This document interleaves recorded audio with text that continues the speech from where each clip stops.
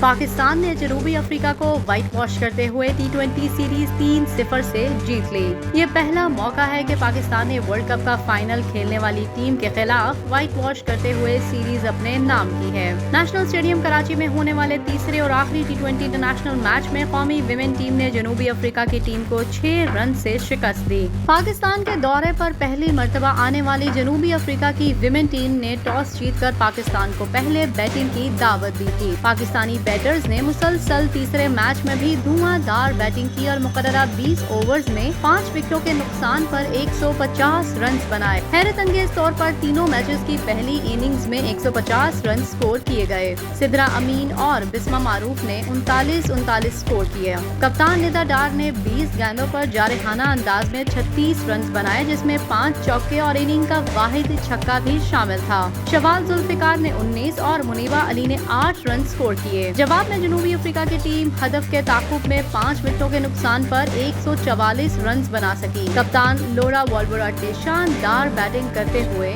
54 گیندوں پر 72 runs کی innings کھیلی، جس میں 9 چوکے بھی شامل تھے۔ نادین کلارک نے 20، ٹرمن برٹز نے 18، سن لوس نے 13 اور این کے بوش نے 10 رنز بنائے۔ نشرہ سندھو نے 16 اور سعدیہ اقبال نے 25 رنز دے کر 2 کھلاڑیوں کو آؤٹ کیا۔ جنوبی افریقہ کی کپتان لورا پلیئر آف دا میچ اور پلیئر آف دی ٹورنامنٹ قرار پائیں۔ پاکستان نے پہلا میچ 5 وکٹ اور دوسرا میچ 7 وکٹ سے جیتا تھا۔ پاکستان اور جنوبی افریقہ کے درمیان 3 میچز پر مشتمل ون ڈے سیریز کا پہلا میچ 8 ستمبر کو نیشنل اسٹیڈیم کراچی میں کھیلا جائے گا۔